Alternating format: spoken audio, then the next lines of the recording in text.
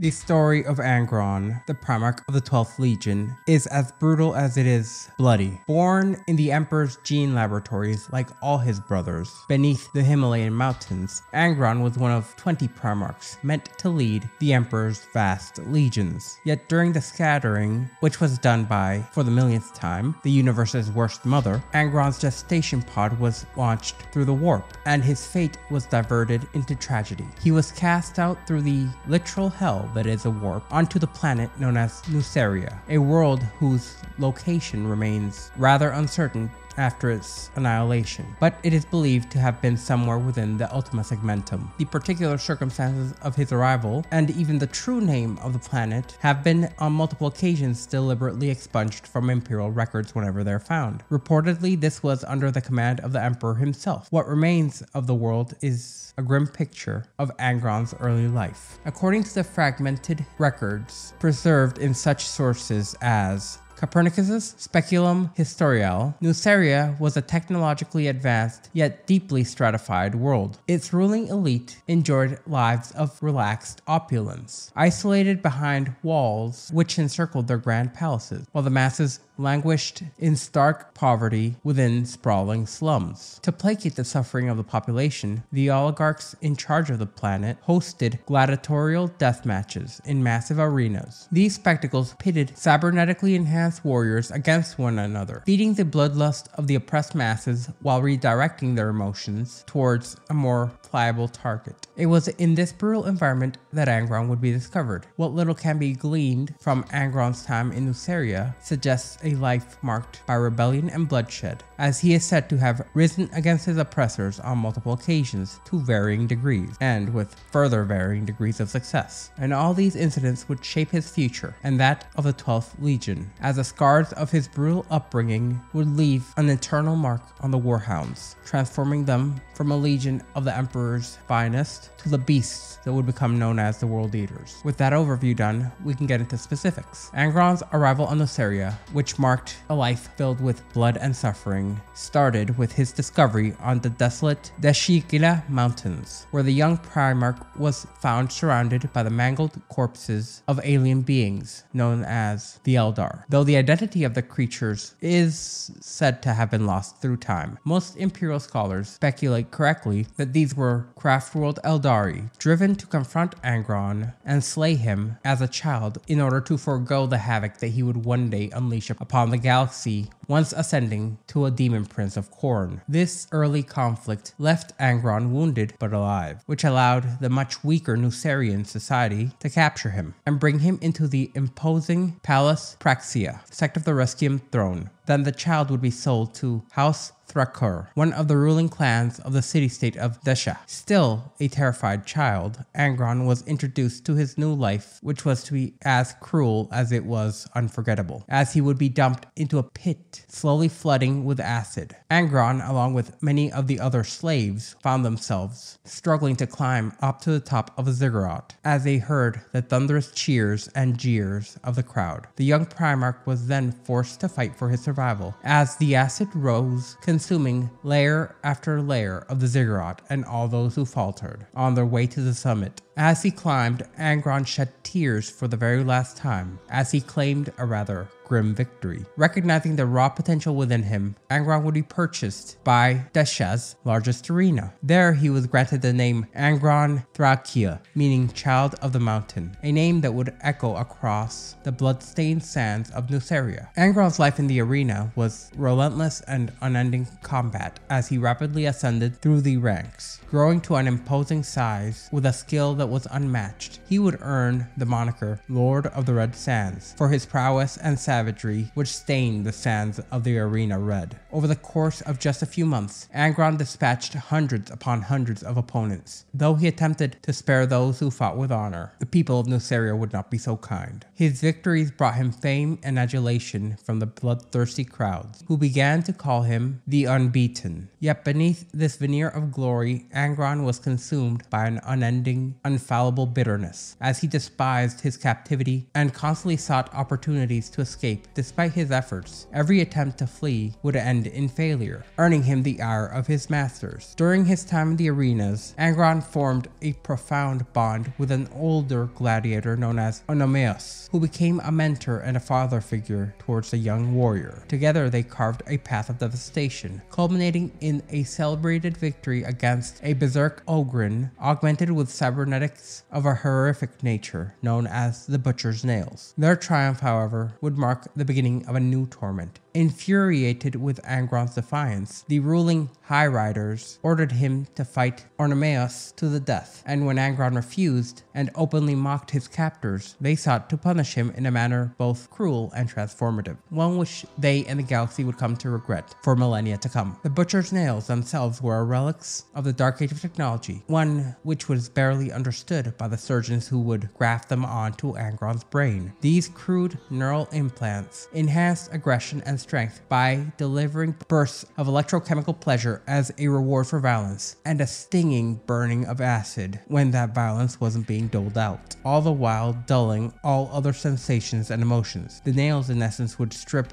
warriors of all reason and self-control by manipulating the chemical receptors of the individual's brains, leaving them as engines of pure rage and slaughter. Angron, despite his superior Primarch physiology, was not spared this fate, as the implants were driven deep into his skull with a cold precision, intertwining his identity forevermore with the rage they sought to foster. Upon awakening, Angron was thrust into a combat frenzy, forced to fight Oenomaus unknowingly. As he was overcome by the nail's effects, Angron would not be able to understand that he was tearing apart his mentor and father figure in a blind, beastly rage. When the berserker fury subsided, Angron was the one to realize what he had done, leading him to being overcome with unrelenting despair. According to surviving accounts, he unleashed a primal howl of anguish that would echo throughout the halls of the arena for several days. This act of raw grief marked a turning point for Angron, one that would define his and his legion's legacy as beings of relentless fury and unending tragedy. From the depths of the arenas of Nuceria, Angron's path to becoming the Primarch of the 12th Legion was now one drenched in blood and sorrow, shaping both his destiny and the brutal culture of the warriors who would follow him into the jaws of Cerberus itself. However, there is one thing that must be noted. The death of Oenomaus left Angron with a burning resolve that he would one day escape the chains of slavery and extract his vengeance upon the High Riders who ruled Nuceria. Over the years, his fame grew to legendary proportions, spreading across the planet as he turned gladiators under his command into an unrivaled force of combat, as no arena combatants could match their skill, which was more a testament to Angron's brutal training methods and his own leadership than to the abilities of any individual gladiator. And this was in part due to Angron understanding and having learned through bitter experiences that no escape could be achieved alone, as he had repeatedly failed, so he understood he needed allies. In essence, his position as a trainer allowed him to not only gain respect amongst the gladiators, but also gain their loyalty, and when one of the largest death games in Nuceria history would be announced, Angron devised a rather ambitious plan. This grand spectacle would involve every gladiator under Angron's command, allowing him to rally all his forces in one swift move. When the games began, the roaring of the crowds drowned out all else, and Angron's gladiators turned on their armed guards. The ferocious battle ensued as the gladiators, wielding whatever weapons they could seize, fought their way to freedom. Against the firearms and superior equipment of the guards, the gladiators suffered devastating losses, but nearly 2,000 of them managed to escape into the city streets. Pillaging what supplies and arms they could, the gladiators fled to the northern mountains, where Angron had first been discovered. In the harsh wilderness, their band of rebels became known as the Eaters of Cities, a name that would soon strike fear into the hearts of Nuceria's rulers. Over the following years, the High Riders dispatched numerous armed forces in order to crush the insurgents. However, each attempt would fail. Under Angron's leadership, the Eaters of Cities used their intimate knowledge of the terrain and their cybernetically enhanced its ferocity to annihilate every army that was sent against them. Yet, despite these victories, attrition still took its toll. From the original 2,000 that had escaped, only 1,000 fighters remained, when Angron and his band were surrounded atop Fedren Moor, a mountain on the desolate Deshelka Ridge, as 7 armies converged upon them, in essence the entire military might of the world. Even a Primarch could not hope to stand against such overwhelming numbers. Angron and his followers would then prepare to make their final stand, determined to fight to the last man. Unbeknownst to Angron, the Emperor of Mankind had been observing him for months from orbit, drawn to the world by the psychic emanations of his lost son. The Emperor had watched with pride as Angron led his comrades in a defiant stand against tyranny. Now, however, he faced a grim reality. If he did not intervene, Angron would surely perish. The Emperor descended upon the planet with a cadre of Legio Custodes, meeting Angron face to face, as he revealed the true nature of his being and offered Angron a place at his side. The Emperor presented the 12th Legion, the War Hounds, warriors forged from Angron's own genetic material, and invited him to join the Great Crusade, but Angron refused. His loyalty remained with his comrades, the Eaters of Cities, and he declared that he would rather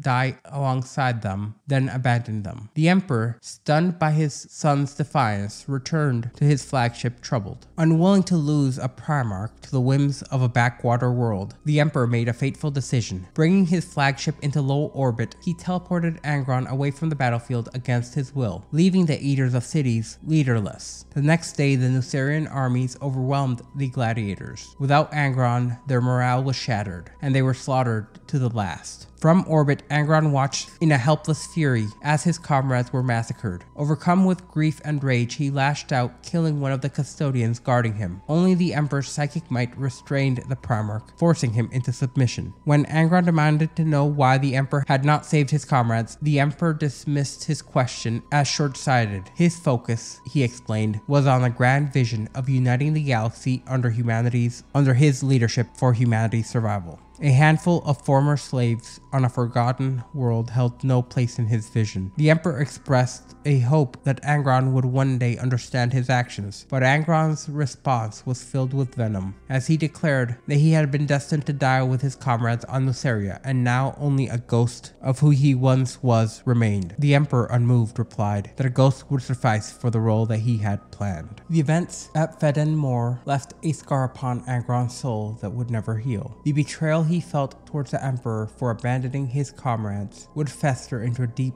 unrelenting hatred. It was a moment that would shape not only Angron's fate, but also that of his sons within the 12th Legion. Angron's arrival into his new role as commander of the 12th was marked not by triumph or celebration, but by violence. His first reaction to the War Hounds, his Gene sons, was one of pure and unbridled rage. For a time, any legionary who dared approach him would meet a grisly demise, as he would beat them to a pulp. Their loyalty and reverence only answered with death. Amidst this bloody violence, the Legion Master Ibram Greer vanished from historical records. Greer had led the 12th Legion for nearly 3 decades, with distinction, as he was not only respected within the Legion but without. But his disappearance was left unexplained, buried beneath the secrecy of the Legion's transformation. His absence, however, was no mystery for those within the 12th. It was widely accepted that Greer fell victim to Angron's wrath, one of at least 7 high-ranking officials murdered by the Primarch during the initial days within his legion. It would only be when Karn, captain of the 8th Assault Company, who confronted the furious Primarch, voluntarily entering Angron's quarters, that anything would change, as the captain displayed a courage beyond measure, as he was nearly beaten to death for his audacity. Yet Karn refused to yield, and thereby impressed Angron in a way that no other Astartes had managed. Karn's unyielding spirit and his unwillingness to break, even in the face of a vastly superior foe, struck a chord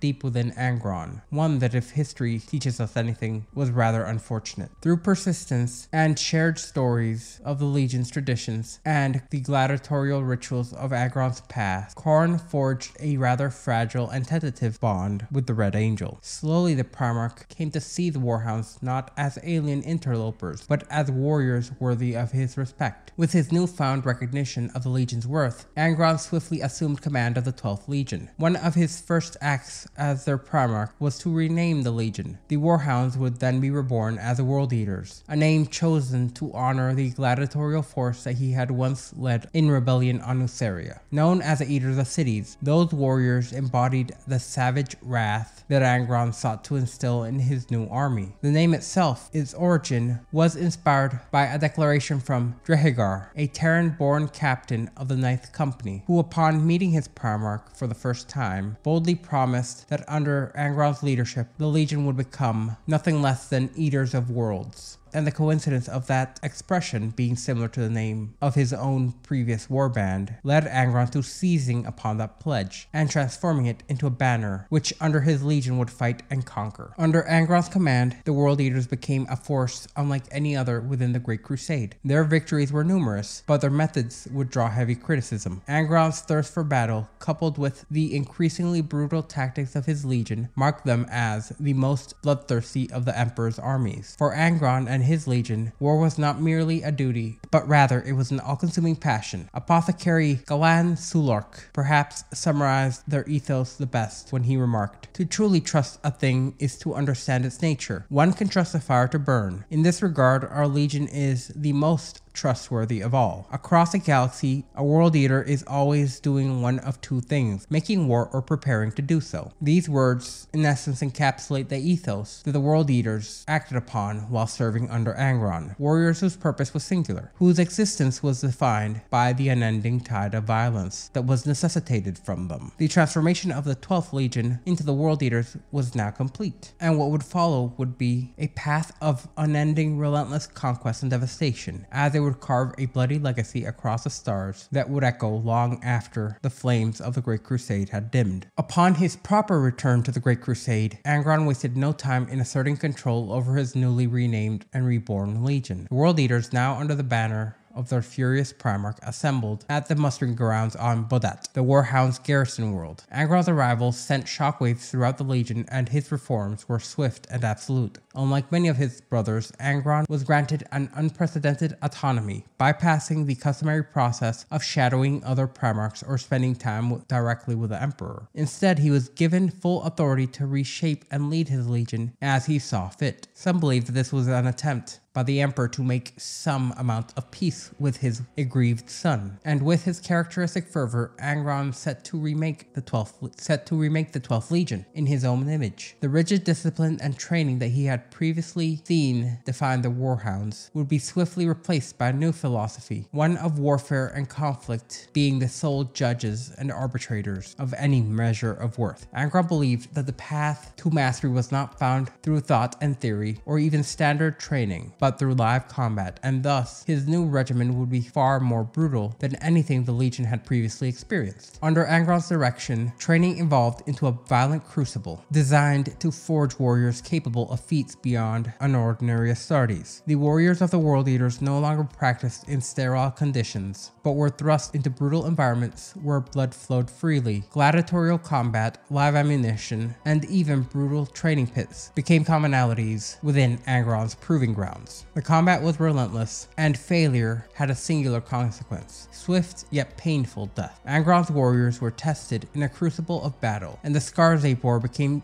ultimate testaments to their strength, resilience, and their ability to produce and dole out violence. Only those who survived this brutal training were deemed worthy to fight beside their Primarch. The first campaign of galactic import that the World Eaters Legion would take proper in its new form would be called the Golgothan Slaughter and the Siege of Sarum, which occurred early in the 900s of the 30th millennium. The Siege of Sarum was a pivotal moment in the history of the World Eaters, occurring in the early years of the last century of the 30th millennium. This event marked the first major campaign where the World Eaters would be under the direct command of their Primarch. Following the ascension of Angron to lead the 12th Legion. The target of their wrath was the Golgotha sector, a desolate yet dangerous region near the galactic core and close to the Maelstrom, also known as the Great Warp Rift. This was in essence a wasteland where the Adeptus Mechanicus station of Sarum had been besieged by the Brotherhood of Ruin, a ruthless abhuman empire seeking to seize the sacred technological secrets of the Mechanicum. Sarum had long been isolated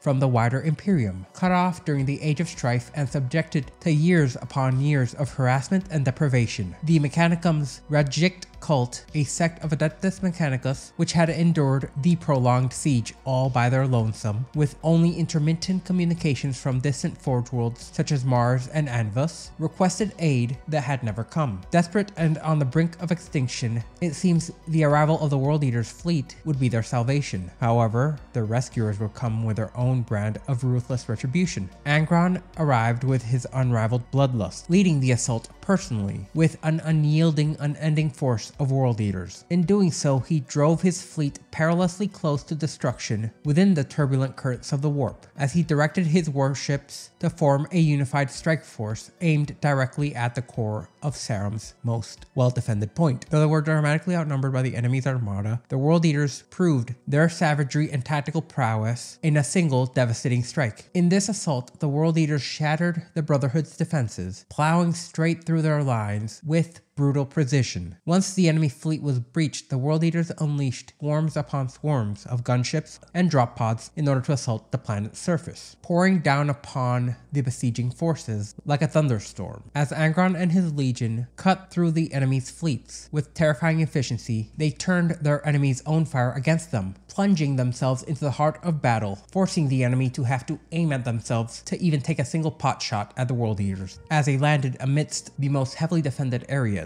within the enemy's own vessels, disgorging the legionaries, who would then go into a frenzy of bloodshed and gore unseen. The assault itself was rather overwhelming, as the Brotherhood's abhuman cyborg forces were bolstered by their orc mercenary allies, yet found themselves utterly and completely outmatched and outclassed, unable to mount an effective defense against this beastly cadre, and despite suffering horrific casualties, the World Eaters would press on, the bloodlust in their assault only intensifying as the battle raged on for hours. The Brotherhood's warlords, realizing their position was faltering, called for reinforcements from across the planet's surface. It was at that moment that a false dawn flared in the skies, casting a blood-red glow. Seconds later, the planet trembled as cyclonic torpedo barrages struck the surface of the world, creating chaos and confusion amongst the remaining forces of the Brotherhood. Angron's second wave had arrived, in the form of hundreds upon hundreds of gunships and assault rams, descending like a vengeful storm right behind the cyclonic torpedoes. Behind them, the titans of Legio Audax emerged from massive black cylinders which had fallen from the sky. Towering giants now strode the battlefield, weapons blazing. The sight of the Omnisci's wrath descended upon the enemies and broke the Brotherhood's resolve, which led to their forces to collapse almost instantaneously. The Redjack Mechanicum, long holed up in their fortifications, emerged from the shadows to deliver the coup de grace, using barbed weapons to drag the remaining enemies into their grasp and tear them apart like ravenous animals. The siege of Sarum had been broken, and in the wake of the battle, the Regic Mechanicum swore fealty to Angron and the World Eaters, pledging their support for the Legion in exchange for mutual protection. This marked the beginning of a new alliance, one that would see that World Eaters gain a reliable source of resupply and armament far from the core of the Imperium. Over the next 11 years, the World Eaters would carve a path of destruction, despite the cost, in this campaign, across the entirety of the Golgotha sector, annihilating 48 worlds and outposts to their last man. Their rampage left in its wake the extinction of 7 individual Xenos species, including the Lacrimole, who had enslaved the world's people for generations, the world's human population for generations, to the point that the humans had started to deviate in ways that would be unsightly for the Imperium. However, that would be quickly reprimanded. Despite the cost, the campaign cemented the World Eater's reputation for unrelenting violence and destruction. The next event of galactic import that would happen involving the World Eaters, again, was in in the latter stages of the 900s of the 30th millennium, and it would be the liberation of Alpha Shalish. Amidst their campaigns, the World Eater's 203rd Expeditionary Fleet encountered the lacrimal-controlled world. This planet was infested by a predatory lacrimal xenos, and the world itself had long been under alien rule, with the enslaved human population herded into camps to serve as livestock for their cruel invaders. When the World Eaters arrived, they brought with them the Emperor's vengeance, and they were not inclined to show even a shred of mercy. Led by the fury of Angron's chosen warriors, his very elite World Eaters struck with an unbridled wrath. The lacrimal cities, mounded and fortress-like, were no match for the Imperium's unfiltered might. With precision and ferocity which only the World Eaters could provide, the Xenos were purged from the world in short order. Thousands upon thousands of lacrimal perished in the cleansing, and the reign of terror was brought to a swift and violent end, leaving the human population of Alpha Shalish, long oppressed and forgotten, to be freed from their shackles, and for the Emperor's imperial truth to be brought to the world. In the wake of this liberation, efforts to repopulate the world were swift and decisive. The ancient agri-machines and STC devices, relics from the Dark Age of technology, were discovered on the planet and put back into full operation, facilitating a rapid rebuilding effort, and within 4 generations, hive cities rose above the ruins, and Alpha Shalish became a vital port of the Segmentum Solar. What once was a world ruled by alien oppression would become, forevermore, an integral port of the human imperium, and a testament to the World Eaters' dedication to their mission and the God Emperor's grand design. At this point, one of Angron's most controversial reforms would come to be his decision to implant his gene cells with the same butcher's nails that had been embedded in his own brain. Those cortical implants, originally designed to enhance combat abilities, were semi-defective relics of the ancient human Dark Age of technology, and they increased aggression and pain tolerance to levels that were heretofore unimaginable. Angron had first-hand knowledge of their power, having used them to endure unimaginable pain and horrors during his gladiatorial life, and he saw the potential in elevating some of the World Eaters' battle prowess through such implantation. The butcher's nails came with a heavy price, however. They stripped almost any sense of peace or joy, only leaving a hunger for battle. Much like Angron, those whose existence had been consumed by violence, his warriors were forced now to live for a singular purpose: fighting. They would become slaves to the implants, driven only by the rage and the need to kill. No longer would they experience solace or contentment except in the heat of battle. For his World Eaters, this was a grim ascension.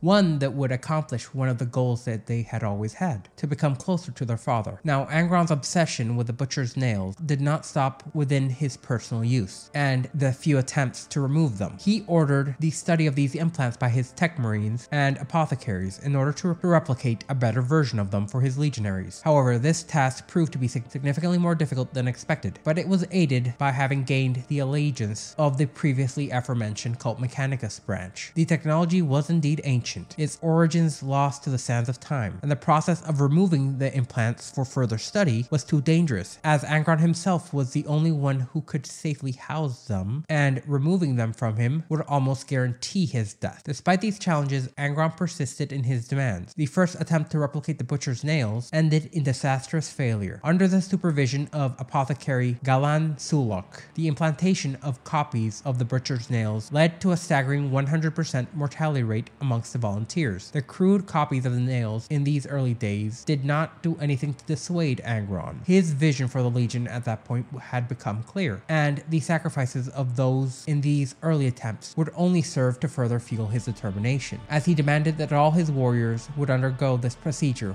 once it was perfected, regardless of the consequences. After seeing what the nails would do to them, a small cadre of World Eaters attempted to rebel in order to stop the full-scale implantation of the butcher's nails, no longer bound by the limitations of conventional warfare or the constraints of human emotions. Because despite what they may say and how they may act, at their core, even Astartes are humans. They were true instruments of violence, unencumbered by their former humanity. Their loyalty to their Primarch was now absolute, their rage unquenchable, and they became a mere mirrored reflection of Angron, consumed by battle and driven by bloodlust, all the while being incapable of experiencing true peace. Angron's journey had now come full circle. Once a gladiator, now a warlord, reshaping his legion into his own mirror image. Ruthless, unforgiving, and driven by their insatiable need and thirst for conflict. They were eaters of worlds now, a force without equal, destined to leave a trail of destruction across the stars. In the words of an unknown author from the pre-unification religious text, the only thing that burns in hell is a part of you that won't let go of life, your memories, your attachments. They burn them all away, but they're not punishing you. They are freeing your soul. For Angron and his world eaters, war was not just the path to victory. It was the crucible that would free them from their humanity. However, it is also important to understand that in the early days of Angron's reign over the world eaters, the Primarch maintained a cold distance from his son. The reason was rather simple. None of them were strong enough to survive the implantation of the butcher's nails, the cortical implant which Angron had. Their failure was not met with sympathy or concern. Instead, Angron simply saw it as weakness and a failure of his legion. Disillusioned by this, he abandoned his command, hijacking a frigate and disappearing. For 2 long years, the world eaters scoured the galaxy searching for their missing father. Finally, Centurion Karn, the Primarch's loyal equerry, discovered Angron on a backwater feral world. The Primarch was now in a state of profound despair, having turned savage, seeking a final adversary to end his suffering. This discovery left Karn both stunned and shaken. Confronting Angron in this pitiful state, Karn reminded him of his Nucerian comrade and how they would have never accepted him living like this, reduced to a desperate seeking of death. These words struck a chord with Angron, and he would reluctantly agree to return to the Legion, swearing that he would attempt to lead them in a way that would rid them of their weakness inherited from his blood. This pivotal moment marked the turning point for the 12th Legion. From that day forward, the World Eaters were not only a force of war, they were a living embodiment of the beliefs Angron had built in Nuceria. As the years passed and the World Eaters' relentlessness and ruthlessness spread throughout the stars, whole star systems surrendered without a fight at the moment Angron's fleet entered their orbit, fearful of what the Primarch and his warriors would unleash upon them. The reputation of the World Eaters had grown so potent that even hardened Imperial commanders trembled at the thought of facing them. The dark tales of unspeakable atrocities that followed their every campaign frightened them. Stories of wanton destruction that sent chills through even the highest echelons of the Imperial War Council. One such story would forever haunt the memories of those who witnessed it. This was the cleansing of Agritha, where Angron and his legion joined Reboot Guillemins, Ultramarines, and their Primarch in an assault on the Basalt Citadel. The defenders of this non-compliant world made their stand within their nigh impenetrable fortress, only to find themselves surrounded by the ferocity of the World Eaters' assault. Guillemins would later recall the horrific sight of the World Eaters' corpses forming ramps that allowed their attacking forces to breach the citadel. The bloodshed within was even worse, and the horror left behind a sickened Guillemin who had been shaken to his core. It was during this campaign that Angron would first earn the moniker of the Red Angel. While some saw it as a fitting tribute to his destructive power, Angron loathed the title. The Imperium already had an angel, the Angel Sanguinius, the beloved Primarch of the Blood Angels, and Angron wanted no part in mimicking the mutant warrior. Angron was his own man, and above all, he valued his identity. The title, given in both glory and infamy, would come to haunt him one day, and it would become one of his most fitting and despised epitaphs. While the World Eaters would amass victory after victory across the galaxy, it came at a grave cost. Angron's brutal methods of leadership, though effective in battle, exacted a tremendous toll on his warriors. In the most infamous of his orders, Angron demanded that his sons conquer a world within 31 solar hours, the exact time it took for a single Nucerian day. This demand was tied to a memory, a victory of his on his homeworld, a victory that cost him dearly. The World Eaters, however, failed time and time again to meet this impossible deadline. Angron's solution for this failure was as ruthless as it was unforgiving: decimation. For each failure, 1 out of every 10 warriors within the unit would be executed by his brothers. The other 9 were required to carry out the execution, forcing them to kill one of their own for their own failures. This savage punishment, born out of Angron's own experience of violence and retribution within the gladiatorial pits, pushed his warriors to the very edge. It was a method of enforcing obedience, but it was also one that lay bare the terrifying toll of their Primarch's leadership. As the second compliance of Gehenna unfolded, this brutal system of punishment reached its breaking point. As a veteran officer, one who had seen countless campaigns and shared in the bloodshed of the World Eaters, could bear it no more. The decimation order was far too much, even for those who had been conditioned to the horrors of war. This moment was a critical flashpoint, one that would resonate throughout the entirety of the Legion, and shape their future in ways Angron could never foresee. For Angron, leadership was not about cohesion or nurturing strength through unity. It was about power and dominance, along with the destruction of weakness. His methods shaped the World Eaters into a legion of unparalleled ferocity, but at what cost? The brutality of his leadership left deep psychological scars within his warriors, scars that would define and eventually break the Legion as a whole. Angron's legacy was not one of honor or glory, it was one of unending war. A war that stripped his sons of their humanity, leaving only relentless vessels who had an undying need to conquer and destroy. The next event of galactic import that would occur to the World Eaters would be the scouring of Gehenna in the later stages of the 30th millennium. Gehenna, once an isolated human world, had endured the horrors of old night, leaving it scarred and deeply fractured. Its technological advancements were overshadowed by the rampant genetic diseases that ravaged the population. By the time of the Great Crusade, only a few hundred of the original Gehennans survivors remained, kept alive within life pods. The planet itself was only known by its numerical designation at the time, 9315, and it was rediscovered by the Imperium. At first, the Gehennans peacefully accepted imperial rule. However, after several Terran years of occupation, all communications within the planet ceased. The World Eaters, led by their bloodthirsty Primarch Angron, were dispatched to investigate the lost contact. Upon arriving, the situation quickly escalated.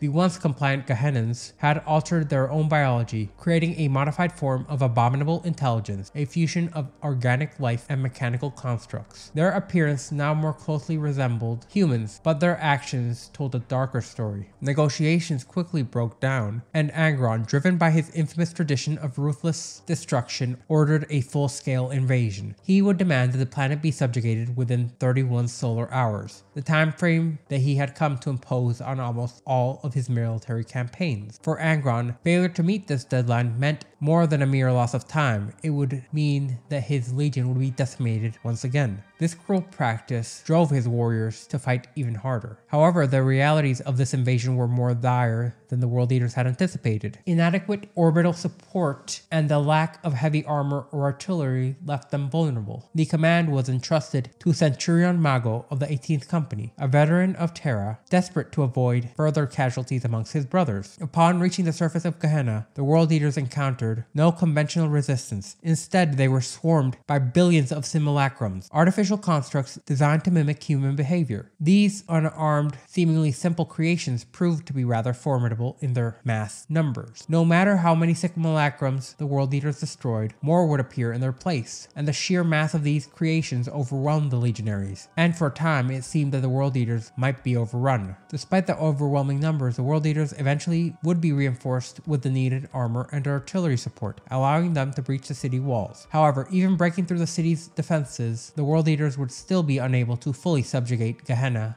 within the time allotted. The results were that they failed once more to meet the imposed deadline. Angron, who had been awaiting news of his legion's success, would not tolerate their failure. Aboard the Conqueror, Angron demanded the next round of decimation, and when Mago refused to carry out these orders, Angron's fury knew no bounds. The Primarch, already known for his volatile rage, began to slaughter his own warriors, cutting down dozens upon dozens in his maddened state. It was only when the librarians of the 12th Legion under Leticio Primus Valorous intervened and used their psychic powers to force Angron into unconsciousness that the bloodshed ceased. But even in unconsciousness, Angron's wrath still lingered, leaving a crisis in his wake. The Legion, now leaderless and without direction, had multiple questions arise for the future of the World Eaters. During this chaotic period, Apothecary Golan Sulurk had a rather major technological breakthrough when he announced that he found a way to implant the butcher's nails within Astartes without the burnout that would eventually kill their father, that existed within their father's own implants, which were rapidly killing him, meaning that the World Eaters would be able to have a more sustainable version of the butcher's nails implanted into them than the previous models.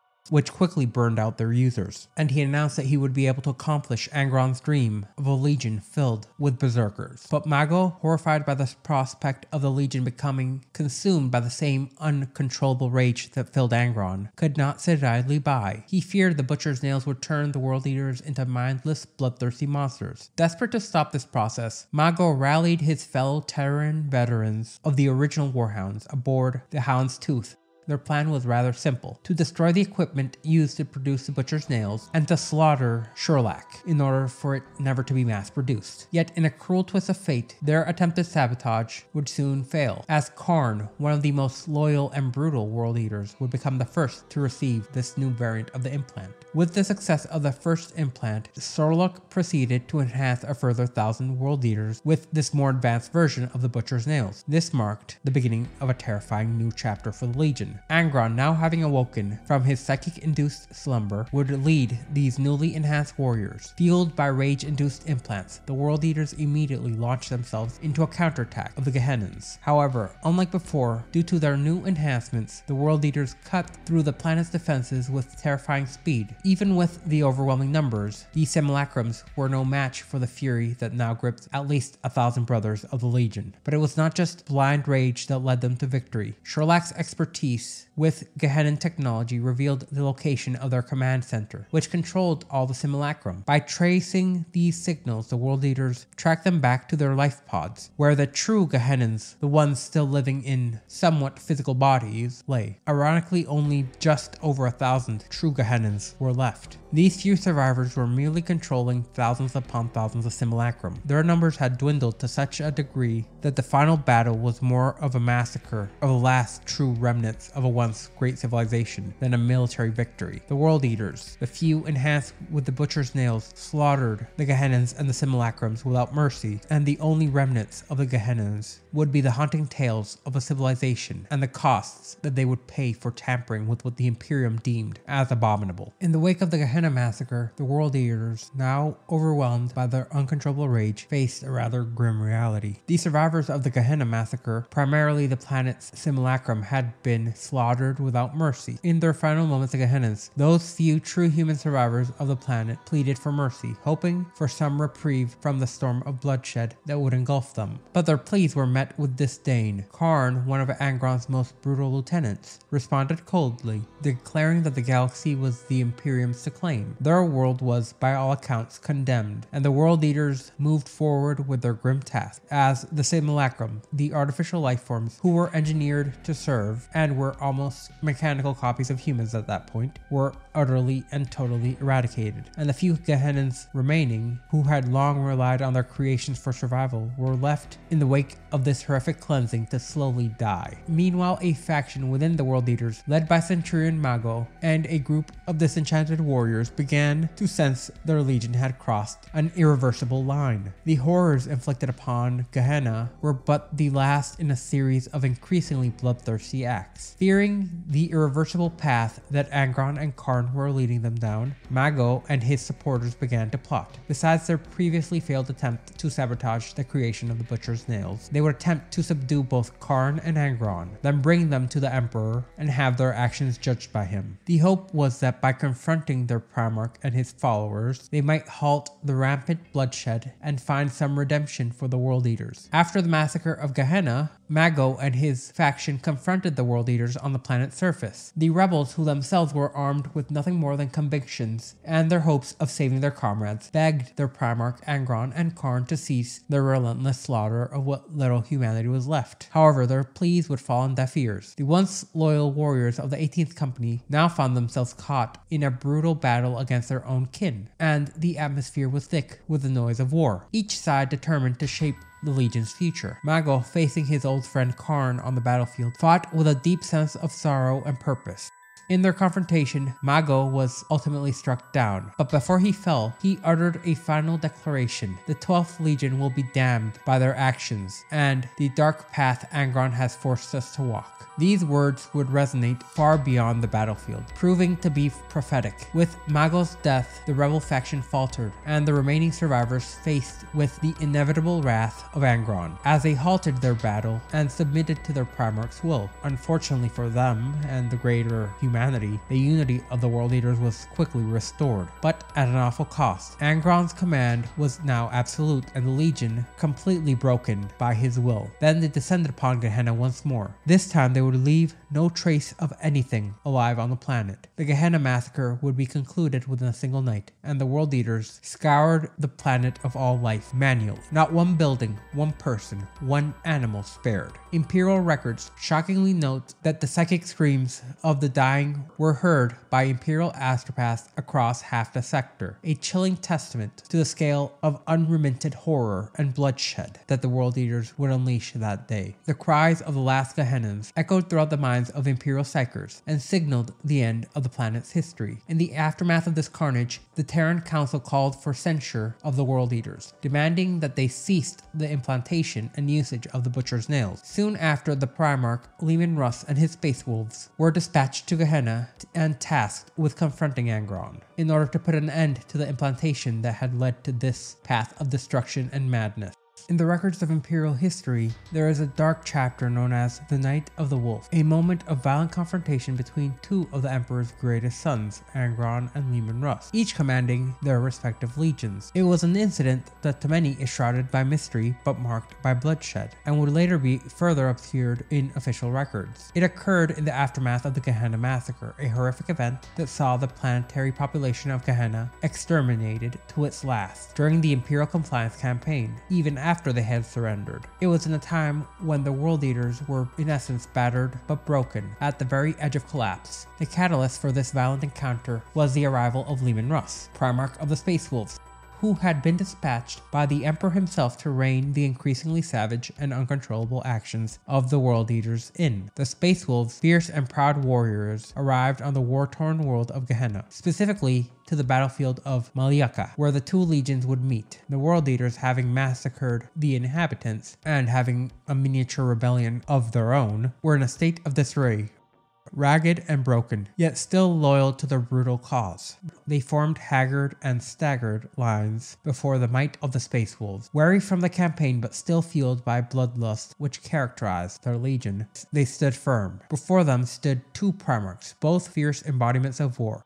Angron, fresh from the hordes of Gehenna, stood covered in the blood of his fallen enemies, his body a map of fresh wounds and battle scars. He wielded his iconic weapon, Widowmaker, a brutal axe that had claimed countless lives over the years. In contrast, Leman Russ, ever the figure of ferocity and power, stood in his resplendent battle armor, its dark color reminiscent of the raging storms of his homeworld of Fenris. Russ's weapon, Kraken Maw, was a vast chain blade, its teeth forged from the fangs of the sea devils that terrorized the seas of Fenris. The tension between the two Primarchs was palpable. Angron, still scarred by his past and consumed by the Butcher's Nails, whose vicious impulses drove him further and further, refused to recognize Russ's authority. He warned the Space Wolves leader to leave the World Eaters alone, threatening dire consequences should the situation escalate.